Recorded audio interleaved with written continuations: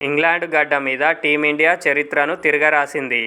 ఎక్కడైతే వరుస పరాజయాలు చవిచూసిందో అక్కడే ఘన విజయం సాధించి సగర్వంగా తలెత్తుకుంది.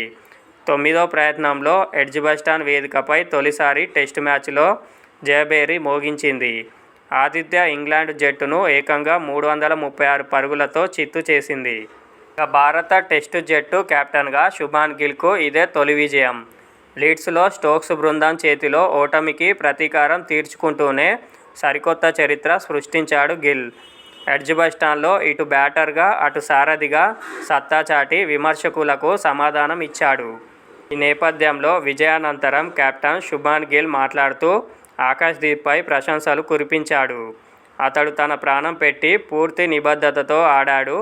సరైన లైన్ అండ్ లెంగ్త్తో అద్భుతం చేశాడు. ఇలాంటి వికెట్ మీద ఇలా బౌలింగ్ చేయడం అందరికీ సాధ్యం కాదు.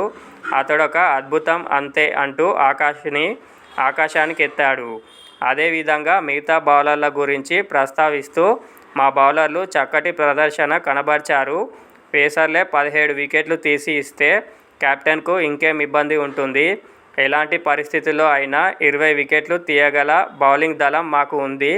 గతంలో ఎన్నోసార్లు సిరీస్ తొలి మ్యాచ్లో ఓడిన తర్వాత తిరిగి పుంజుకున్నాం.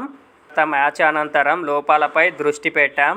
ఈసారి బౌలింగ్ ఫీల్డింగ్లో మెరుగైన ప్రదర్శన వల్లే విజయం సాధ్యమైంది అని తమ గెలుపునకు గల కారణాన్ని వెల్లడించాడు. ఇక తన వ్యక్తిగత ప్రదర్శనతో సంతృప్తిగా ఉన్నానన్న గిల్ క్రీజులో ఉన్నప్పుడు బ్యాటర్గానే ఆలోచిస్తానని స్పష్టం చేశాడు.